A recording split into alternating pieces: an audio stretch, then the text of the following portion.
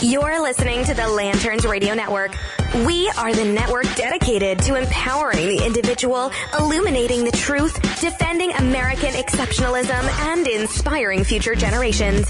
Stay connected and get involved at lanterns.buzz for great radio. Get commentary and news of the day. Lanterns.buzz. Hey, it's Ian Ballinger from the Free Stater here on the Lanterns Radio Network. Now, most people listen to the show when it goes up every Friday at 7 p.m. Central Time on Spreaker, SoundCloud, YouTube, or even on your iPhone podcast app. But you can also listen to the show over at lanterns.buzz. That's lanterns.buzz, where the show plays on replay every weekday and weekend at 11 a.m. Central Time. Every day throughout the week, you can listen to the replay of the show on the lanterns.buzz radio stream. Aha! 11 a.m. Central Time and 3 a.m. in the morning. Just fantastic times. If you're driving out late, you can listen to the show. And if you're waking up in the morning, driving to work, going to lunch during work, whatever, show's available for you to listen to right there on replay. That's lanterns.buzz. And while you're over there, I encourage you to check out some of the other great shows that the Lanterns Radio Network has to offer. You've got Bells of Liberty, Todd Huff Radio, Battle for Freedom, Patriot Politics, Defenders of American Exceptionalism, The HoloNet, Fires of Liberty, Battlefield Live, The Conservative Syndicate, and many other special programs. You may have heard back during CPAC even, they did a huge live stream, continuous coverage of CPAC. Go to lanterns.buzz for great content. We're here to fix the machine. Lanterns.buzz. The world's gone mad.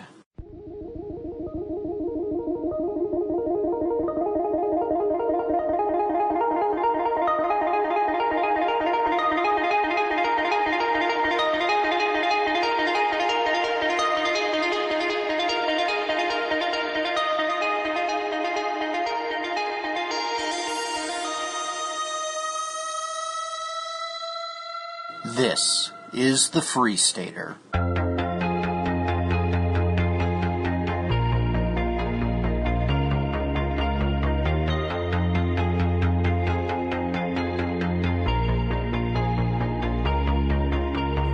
True conservatism, constitutionalism, may be in the minority now when it comes to the dialogue on political affiliation, but that doesn't mean we stop fighting.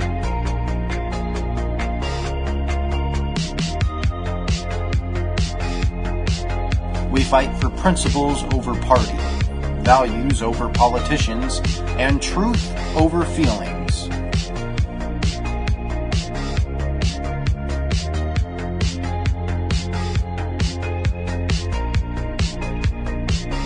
You've entered a state of freedom. This is the Free Stater.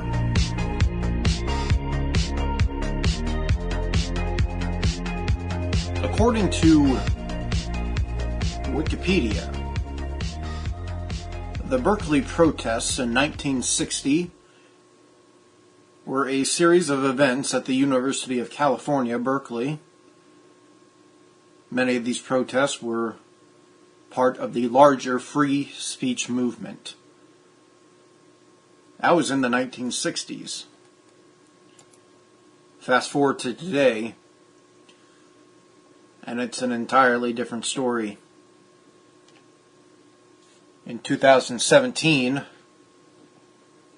a series of protests, and I just want to make it clear, I do not use Wikipedia as a source, but I found it pretty interesting, the difference between the 1960s Berkeley protest description they put up and the 2017 Berkeley protest description.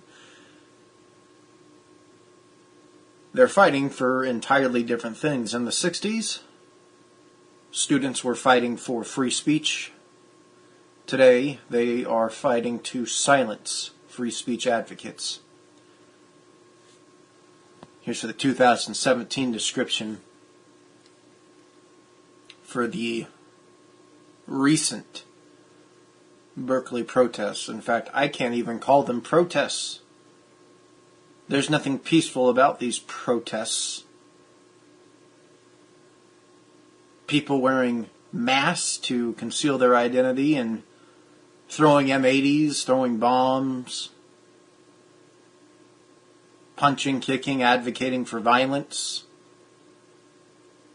using bike locks to break people's heads open, setting fires. There's nothing peaceful about these protests. You know what's actually, I think, incredibly disappointing is that there wasn't a lot of media coverage. It really wasn't. You had to be pretty engaged with what was already happening at Berkeley if you wanted to see news on this. In fact, I didn't know what was happening until the day of. Very little media coverage on this. So Berkeley has seen a lot of, I'm calling them, it's really difficult to classify these because I guess legally news organizations are calling it the Berkeley protests. I don't see them as protests. Not just protests, at least. Yeah, people are protesting, but they're not. Riots, maybe?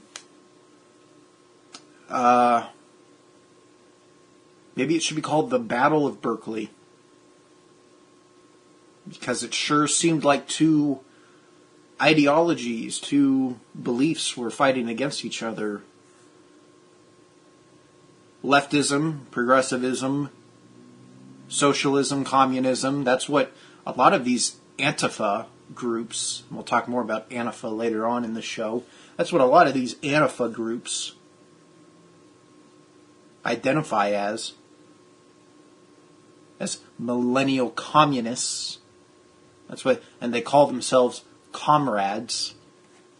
I'm sure I'm pronouncing that wrong too. I've heard some people pronounce it Antifa and some people call it Antifa. So if I'm pronouncing it wrong, I don't care. This group doesn't deserve to have their title pronounced correctly. Antifa, that's what I'm going to call it. Antifa, Antifa, tout themselves as anti-fascists, as freedom fighters. They are the furthest from the truth. That's the furthest thing from the truth. They are not anti-fascist. They are the definition of fascist. And they went head-to-head with free speech advocates. Several groups on April 15th, just a few days ago, held free speech rallies, a pro-Trump rally,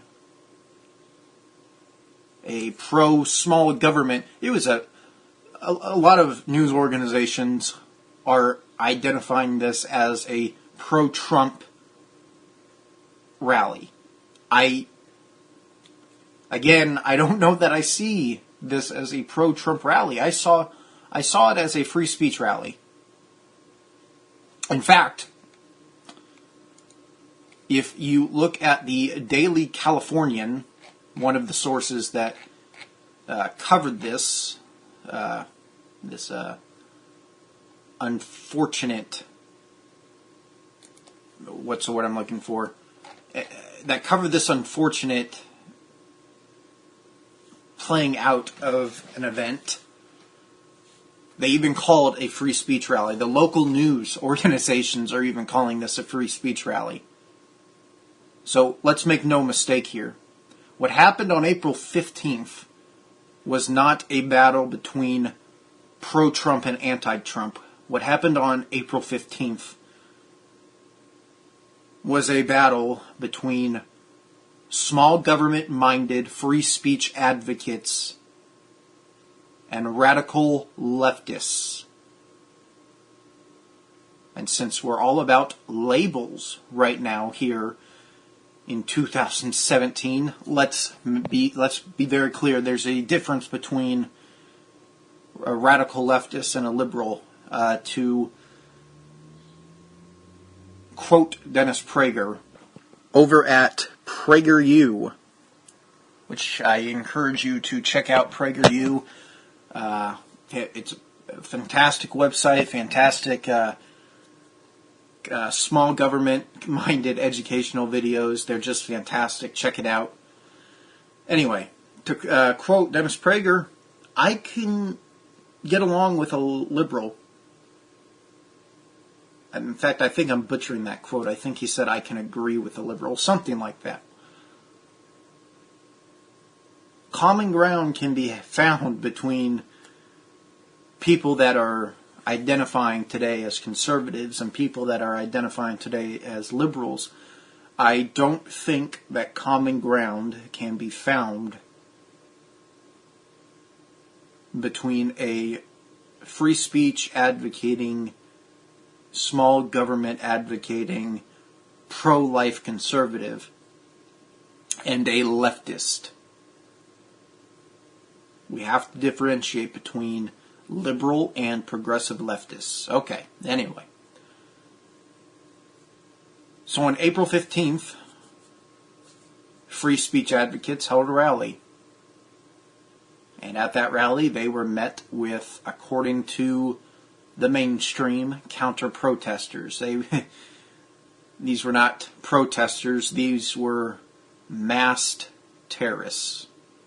I'm not even going to hesitate in calling them domestic terrorists, because the entire point of their quote-unquote counter-protest was to intimidate and was to hurt. In fact, let's go back to the Antifa Reddit, where after the April 15th battle, and again, I can't call it protests because they weren't just protests, an all-out brawl broke out.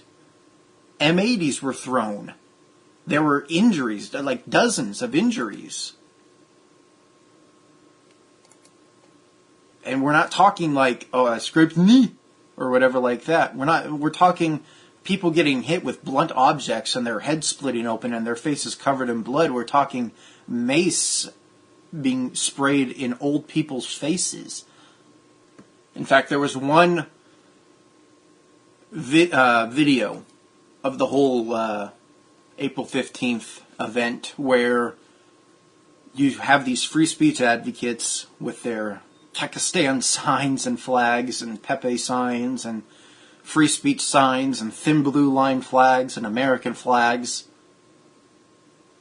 standing arm in arm on the street, and right in the middle there's this old man, I think he was a veteran, wearing a veteran hat, and somebody on the Antifa side threw an explosive of some type, a smaller one. It was either an M80 or just a different kind of firecracker or something like that. And they threw it into the free speech advocate crowd. So this is as far as the left is willing to stoop, apparently. And again, we're differentiating between people who identify as liberal and people who identify as progressive leftists, people who identify with these Antifa groups. Because, make no mistake, these Antifa groups are domestic terrorists. I don't advocate violence in any way, right? I think it's very sad what happened on April 15th. But at the same time, it was really cool, I'm going to be honest. It was really cool to see Antifa absolutely get their butts handed to them. So Antifa tried to poke the bear in a sense, and the bear slapped him. So let's make something clear. In all the videos that were released of this, pictures that were released of this, and eyewitness accounts, I saw very few, if any, of the free speech advocates starting these fights. As far as I can tell, this so-called Battle for Berkeley, as it's being called by our friends over at Pull on 4chan, as far as can be determined from the videos released and the periscopes released, this was 100% initiated, the violence was, by Antifa. So what are the free speech rally people supposed to do? Are they supposed to just lay down and take it while people are hitting them with bike locks? In fact, that's the thing, right? There's a video here, and it would kind of would be stupid for me to play it because it's video and you just hear people yelling.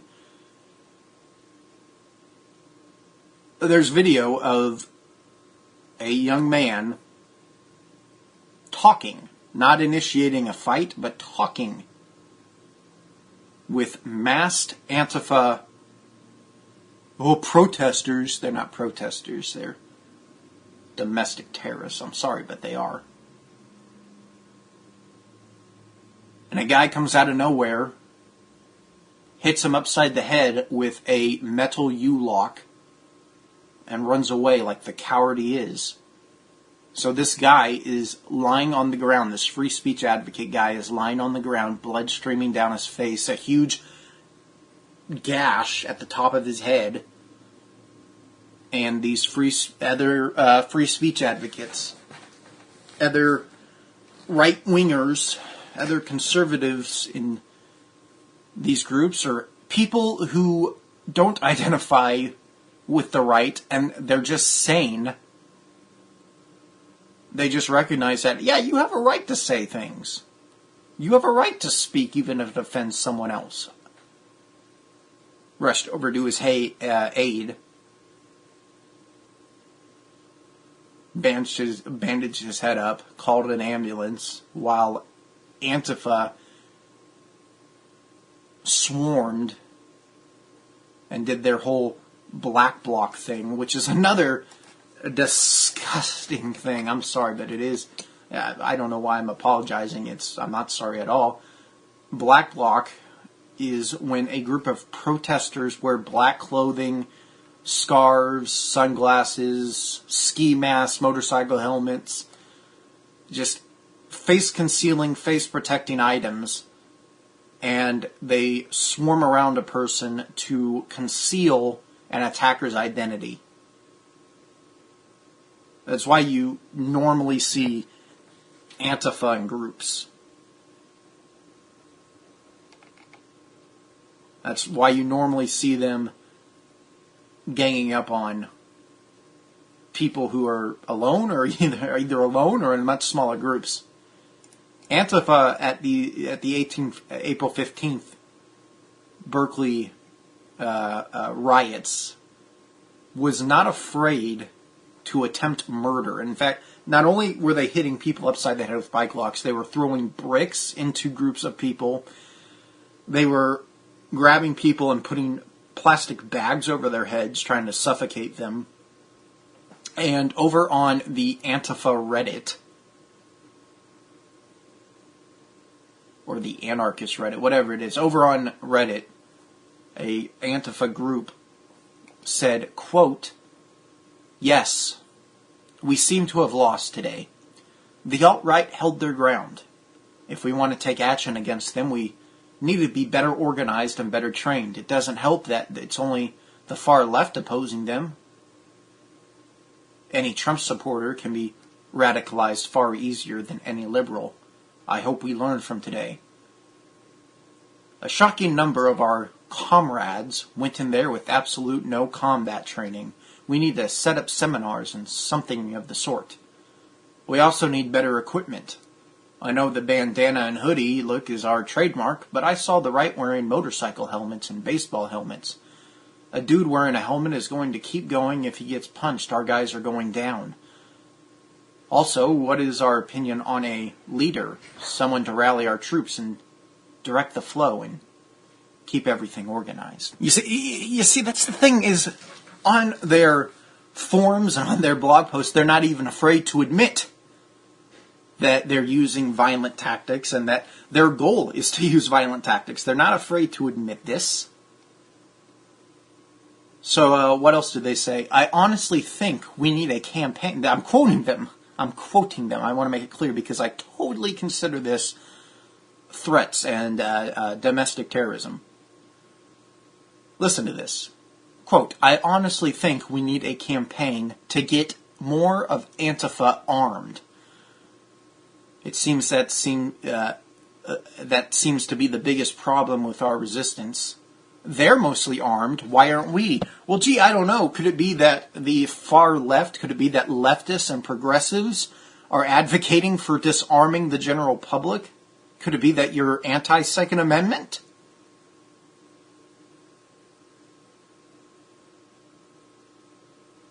Not getting disarmed, and then I'm quoting them again, is a big part of the problem. Yes, but we need more flags and bats. We need to take notes from the John Brown Gun Club and get firearms in training. I know getting firearms in the states and okay, see, this is ridiculous. Is the police looking at this? They're advocating for obtaining firearms.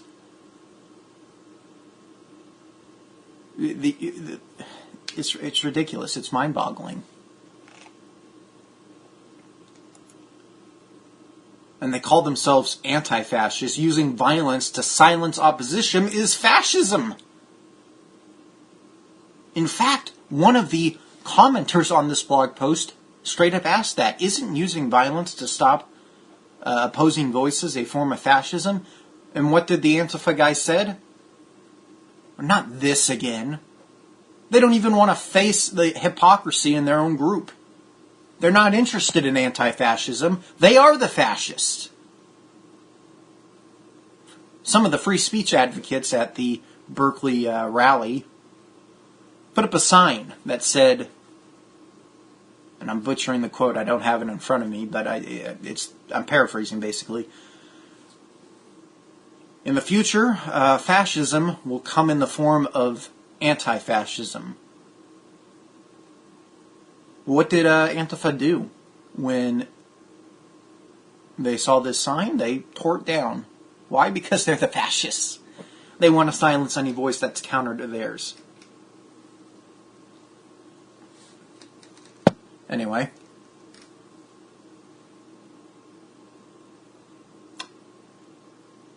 I'm quoting them again. I know getting firearms in states and cities we have a presence in is usually a hassle. It's because the states and cities you have a presence in, by the way, you've advocated to disarm the general populace, but go ahead, continue. Requoting, but even handguns would help. It would certainly put a psychological element in while holding the fash back. They call anyone that's for free speech fash. Who do you think a fascist is more afraid of? People with flags and bats or people with flag, bats, and guns? How isn't this a Nazi tactic? They're calling the free speech advocates, they're calling the conservatives Nazis. But they're literally advocating for the police at these events to disarm the free speech advocates and then to come in armed to intimidate and use violence against conservative groups, against, as much as I don't like them, against people who identify with the alt-right.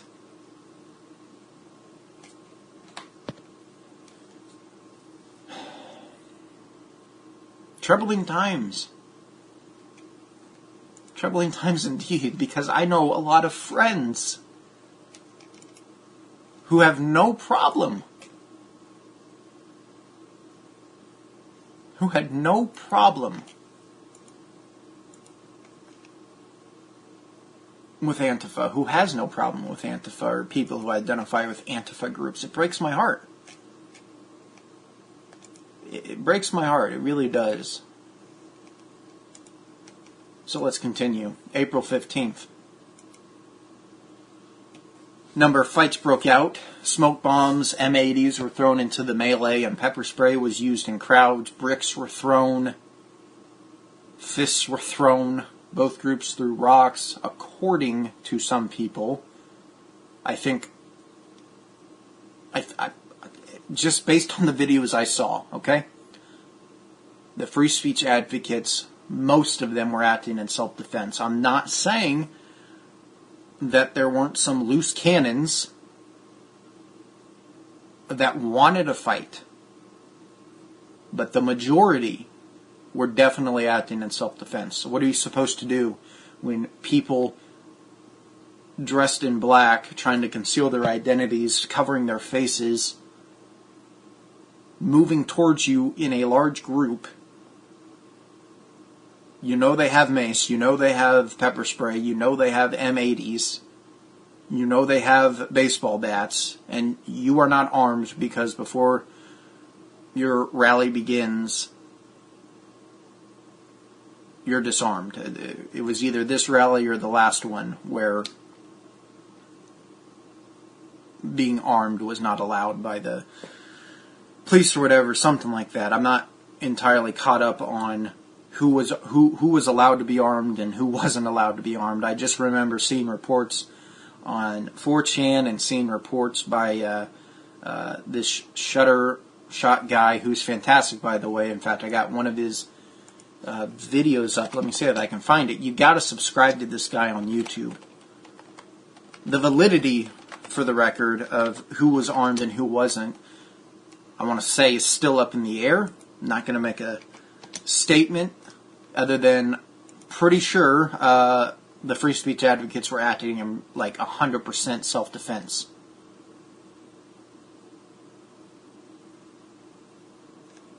So, here's a little clip. See if we can find it. Don't have it loaded in yet. And this April 15th battle for Berkeley was not the first battle for Berkeley. March 4th, and this one was a pro-Donald Trump march because it was called March for Trump, happened in Berkeley on March 4th. It resulted in 7 injuries and 10 arrests after confrontations with Antifa counter-protesters. Police confiscated potentially deadly items from attendees attending, including baseball bats, bricks, metal pipes, 2x4s, and a dagger. So maybe it was that, right? Maybe it was this event where the confiscations of tools to defend and arm yourselves with were confiscated by the police. I don't understand how Antifa is able to still get these weapons in. Could it be that weapons-free zones don't work? Yeah, that could be part of it. Because people looking to start a fight, people who are already breaking the law, don't have any regard for the law. It shows you that the free speech advocates turning over this stuff to the police, some of them, I'm sure there were others who weren't too happy about the confiscations. But it shows you that it's not the free speech side that is pushing for the violence. And then on February 1st, Milo Yiannopoulos was scheduled to make a speech at the University of California, Berkeley at 8 o'clock. Nighttime hours, prime time, on February 1st. Over 1,500 people gathered to protest the event, according to UC Berkeley News. Don't know the validity of that, but I'll take the word for it. UC Berkeley faculty had signed a petition urging the university to cancel the event. And man, why? Man, I'm so sick of university professors trying to squash free speech. I'm so sick of university professors trying to squash general constitutional rights. At my own university at KU, you have professors advocating for disarming students. students that I feel like I can say with the utmost confidence know more about firearms than you do in your entire career. And they're 18, 19, 20. No, but these people try to legislate things that affect other people because they're scary or because it fits their narrative or agenda, but they don't even understand it. So according to the University of Berkeley, around 150 masked agitators came onto campus to interrupt the protest. These violent protesters included members of Antifa and BAM, which is the Coalition to Defend Affirmative Action, Integration, and Immigrant Rights, and Fight for Equality by Any Means Necessary. That's a mouthful. It gets shortened down to by any means necessary. What a mouthful that is. Wow. So BAM is involved in these violent protests. They threw rocks at police, shattered windows, threw Molotov cocktails, vandalized downtown Berkeley. Among those assaulted were a Syrian Muslim in a suit who was pepper sprayed, hit with a metal rod by a protester dressed in all black who said, "You look like a Nazi."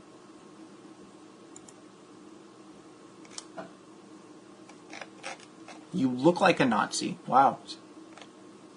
How tolerant of you basing somebody on the how they look and not the content of their character, right? So a Syrian Muslim gets attacked because, according to an Antifa protester, he looks like a Nazi. Make no mistake, these people want to hurt you.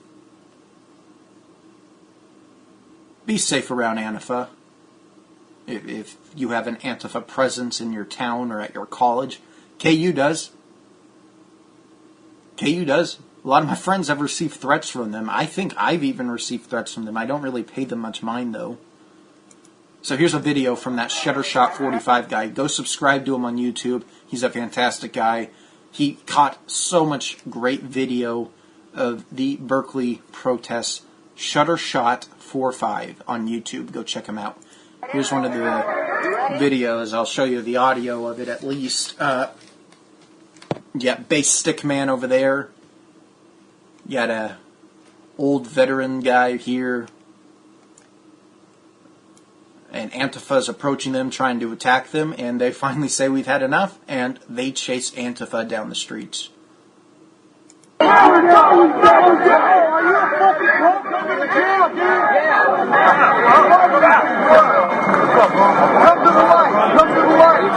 lips quivering, his cheeks quivering, uh-oh. You guys ready? Bring it on! Insinuate both!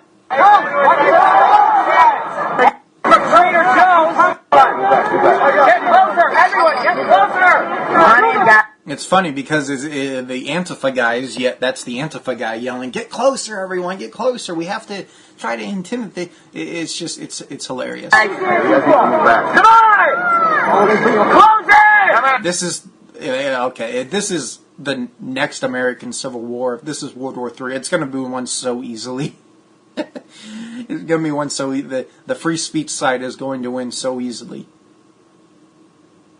Oh, but that's the thing, is that the free speech side doesn't want war. The free speech side wants free speech. It's funny because in our world, in the free speech advocates world, in the conservatives world, Antifa's allowed to exist. But in Antifa's world, in the far left radicalized world, they want us dead. And they prove they want us dead because you have so many of these protesters throwing bricks, throwing rocks, throwing M80s, throwing plastic bags over people's heads and trying to suffocate them. These people want you dead. Come on, guys. So that's a smoke bomb going off and people trying to run. And I would be terrified, to be honest, if that happened, because you don't know what they're... You don't know. Antifa's stupid down to levels lower than throwing smoke bombs, so you don't know what they filled it with. Another thing from Trader Joe's.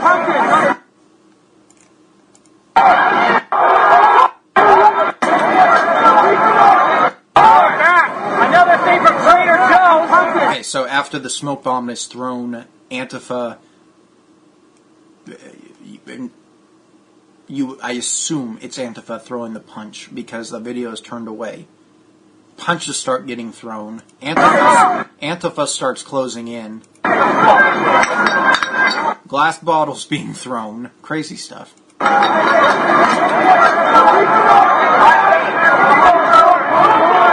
Alright, so the punches haven't started being thrown yet.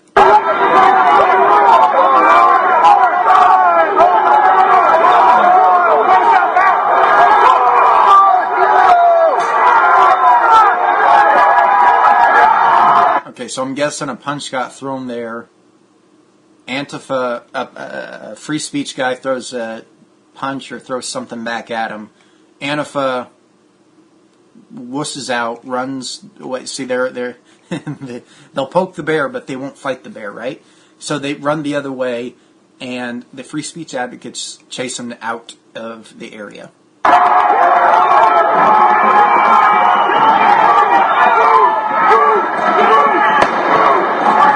That was an M80 going off. Crazy stuff. Wow.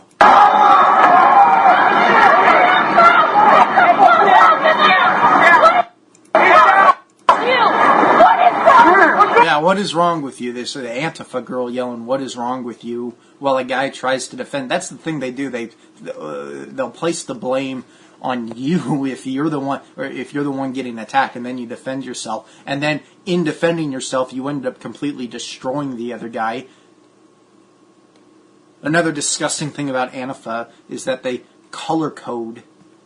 They have color codes for like different roles that people will play in their riots.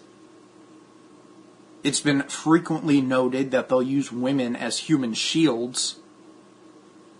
They'll place their women between the people they're fighting against and then themselves, because the stigma is you don't punch a woman.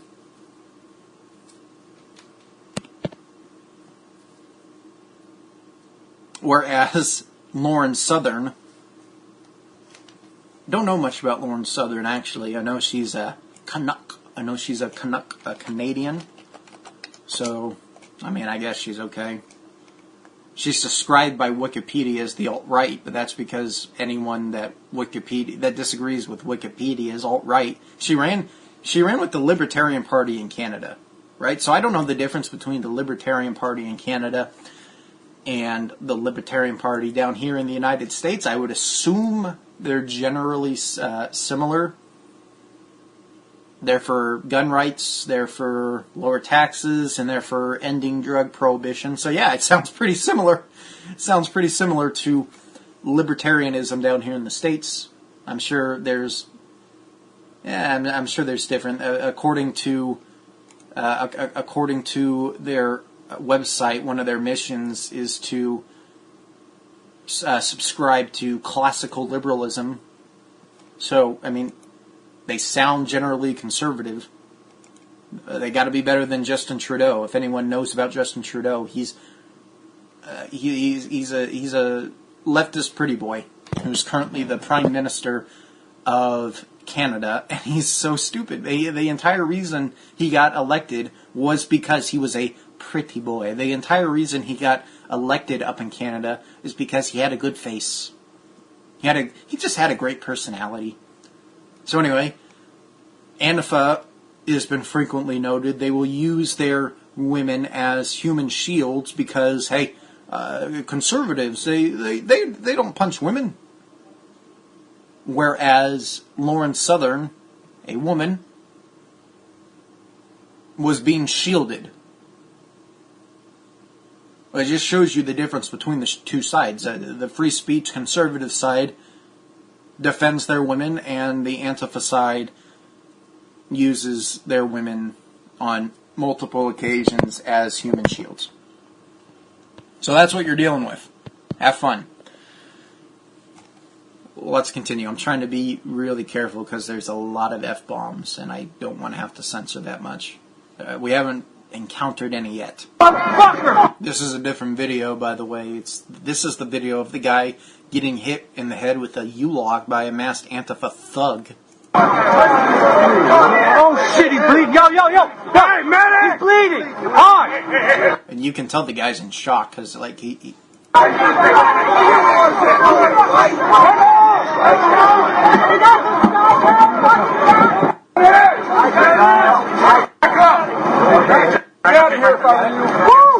don't even know what that was. Backing out. You're gonna be okay, bro. Does anyone know what that was?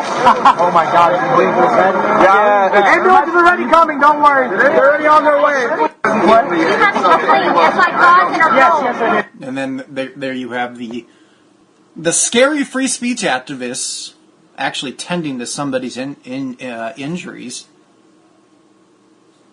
They think they've identified who the guy that hit this guy in the head with the U-lock was. They think it was a professor at a college, I guess, in California.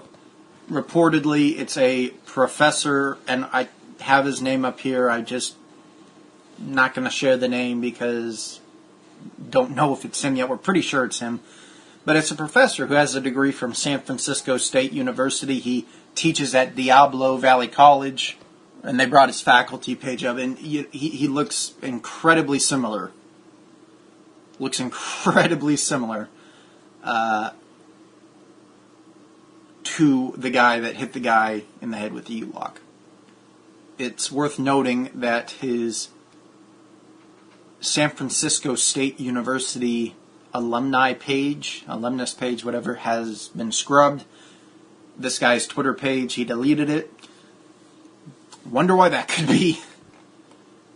His Twitter account's already been deleted by him, so this is from the Ralph report. Don't know the legitimacy of that, but 4chan, poll, a bunch of anons on poll, totally went Sherlock Holmes on this guy. But poll usually does that. You don't mess with poll, man. You don't mess with poll. Anyway, so this guy, this professor, he allegedly, if this is the guy, teaches introduction to philosophy with a background in teaching ethics. How ironic is that? Critical thinking and comparative philosophy, East-West. His primary research interests are ethics and politics.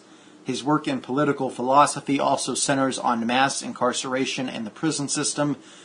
He's currently exploring restorative justice from an anti-authoritarian perspective. Wow, and he's alt-right. All that. Isn't that something? His OkCupid profile says that he spends a lot of time thinking about revolution. Some of his past work. You can look this all up yourself. I don't want to out this guy unless he's the guy, you know. Not going to say his name. The Ralph Retort reported it. The Daily Stormer reported it. Reddit. People on Reddit put it up. 4chan put it up. Wonder why the mainstream media is not covering it. I don't know, man. We'll see. Completely a shame, though, what happened at Berkeley. Because a free speech rally ended up turning into free speech advocates trying to defend themselves. Do not advocate for violence, man. Fascists, if anyone who identifies with the Antifa ideology is listening to this, right? Only fascists advocate for violence against groups they disagree with. You are the fascists. You're listening to the Lanterns Radio Network. We are the network dedicated to empowering the individual, illuminating the truth, defending American exceptionalism, and inspiring future generations. Stay connected and get involved at lanterns.buzz. For great radio, get commentary and news of the day. Lanterns.buzz.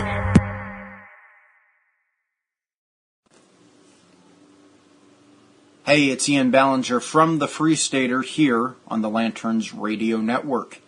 Now, most people listen to the show when it goes up every Friday at 7 p.m. Central Time on Spreaker, SoundCloud, YouTube, or even on your iPhone podcast app. But you can also listen to the show over at lanterns.buzz. That's lanterns.buzz, where the show plays on replay every weekday and weekend at 11 a.m. Central Time. Every day throughout the week, you can listen to the replay of the show on the lanterns.buzz radio stream. Aha! 11 a.m. Central Time and 3 a.m. in the morning. Just fantastic times. If you're driving out late, you can listen to the show. And if you're waking up in the morning, driving to work, going to lunch during work, whatever, show's available for you to listen to right there on replay. That's lanterns.buzz. And while you're over there, I encourage you to check out some of the other great shows that the Lanterns Radio Network has to offer. You've got Bells of Liberty, Todd Huff Radio, Battle for Freedom, Patriot Politics, Defenders of American Exceptionalism, The HoloNet, Fires of Liberty, Battlefield Live, The Conservative Syndicate, and many other special programs. You may have heard back during CPAC even, they did a huge live stream, continuous coverage of CPAC. Go to lanterns.buzz for great content. We're here to fix the machine. Lanterns.buzz.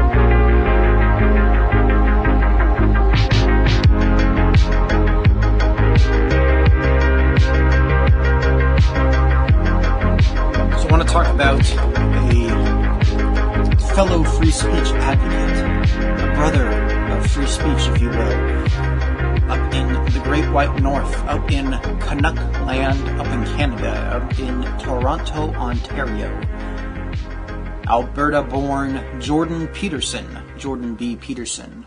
He's a Canadian clinical psychologist and tenured professor of psychology at the University of Toronto. Huge free speech advocate, as far as I can tell. I actually kind of like the guy. SJWs, social justice warriors, not so much. This was back during election time, back in October. So in Canada, across the United States, pretty much across the entire world, I'm not going to say the entire world, pretty much across the entire Western world, social justice, warrior activism has taken hold in institutes of higher education, and this is how Jordan Peterson, calm and collected, fights back against social justice warrior culture. I love this guy. Love it. Check him out. Professor Jordan Peterson. Listen in. Dr. Peterson. Peterson, do you have any comments on the Nazi presence at your protest? The presence of Nazis and white supremacists assaulting people at your protest. Do you have any comment on that? Yeah, I don't like Nazis. Then why were they here? Well, how can I answer Are their views in alignment with yours? At some point you have to realize... Foolish question. Look, if you want to know what my views are... I've watched all of your videos, yes. Including... Yes, I have. Yeah. Then why would you ask such a question? Because this is my interpretation of your videos. Apparently. All of the people who arranged the protest against you watched all of your videos. I do not believe that at all.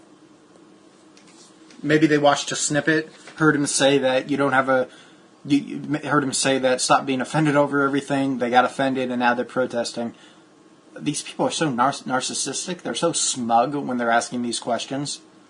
They're not interested in any dialogue. Do you want to disavow... 150 videos on YouTube. No, your lectures, which sparked the debate. Okay. I have want to disavow the support... Could you let me talk to her for a moment? Don't call me that, please. Yeah, don't call her, right? Don't say her, because I'm gender non-conforming. So, I have 150 lectures on YouTube. There's 500 hours of my views. Do you really think that you're worth all of that time? No, but for God's sakes, you just claimed you watched all of his videos. So look, I will answer your question. it's just almost self-parody at this point. Okay. I've studied Nazi... Gosh, I'm sorry, but leftism on college campuses, it's out of control. I love that the right is finally fighting back, but for a very there's no dialogue that the other side wants, it seems like. It's ridiculous. And again, we have to differentiate between people who identify as liberals and people who identify as radical leftists. There's people who are interested in being intellectually honest and holding a dialogue, and people such as this who gets offended when you call her. long time. It's been 4 decades. And I understand it very well. And I can tell you that there's some awful people lurking in the corners, and they're ready to come out. And if the radical left keeps pushing the way that sounds very much like a threat. They're going to come. No, this is ridiculous. That sounds very much like a threat. That sounds very much like a threat. Would you like to disavow the physical violence? Trans people were physically assaulted at this rally in your name. Would you like to disavow that violence? Yes. So you wish that didn't happen, and you want to, and I'm going to post this online that you would like people to not to be more accommodating of trans people and people of color at your events in future. I would like there to be no violence. I'm a person of color, and I felt very accommodating. I felt like my voice. Thank you very much. So now you have people of color and Muslims coming over, shaking this Jordan Peterson's hand and saying, "I felt accommodated here." Stop making a big deal of it. The left is losing, but at the same time, they're a loud and vocal. Feels like a minority, but maybe it's not. I mean, they're able to get huge Antifa groups to come and protest people's events. But they're at least losing the logic war. They're at least losing the war on intellectual honesty. On truth. I'm just, man, it's so insane where we are today. You wanted to disavow, and this is the disavowal. I am not an advocate of violence. I'm speaking out the way I'm speaking out because I think this is a route to no violence. And violence is lurking. And you can say that sounds like a threat. There was no violence at our protest, though. There was violence. It's such a... Oh. Violence at your protest, so what does that say about our views? It's because the radical leftists in Antifa comes and they protest. They do counter protests and they threaten people. Yes, there's violence at their protests because the radical left instigates this violence. Continually afraid of questions isn't very helpful. You actually want to have a dialogue. You have no idea if I'm your enemy. You have no idea about me. You won't use my pronouns, so I'm pretty sure you're my enemy. Yes. Yeah, well, I know you think that, but I don't believe that using your pronouns is going to do you any good in the long run. I think it'll do. Thank you. See, finally, somebody's at least speaking out against this whole use my pronouns, whatever. Quite the contrary. What? Is that your medical opinion? Is that your medical opinion? Like, you are aware that non-binary people are valid in the American Psychological Association. Is that your opinion? Yes, it is. No, it's not. It's about non-binary pronouns. No, it's not. Yeah, I'm saying that's what I'm about. Okay, well, do you really think you're worth that much time to somebody that they should care what pronoun you use? I mean, yeah, that's what you just said to him. You really think you're worth my time to listen and watch your videos? We're coming up on the end of the show here. Spoke? Yeah, I've been here for this whole thing. Okay, well, I don't know that. It's a genuine question. Anyway, go check his videos out. Jordan B. Peterson, or just Professor Jordan Peterson on YouTube. Fantastic guy. Gosh, what a crazy week. Pray for peace in the upcoming weeks because this whole thing with Antifa is just going to get worse if we're not only advocates for free speech, but advocates for peace. I'm Ian Ballinger. This is the Free Stater from the plains of Kansas here on the Lanterns Radio Network. Have a fantastic week.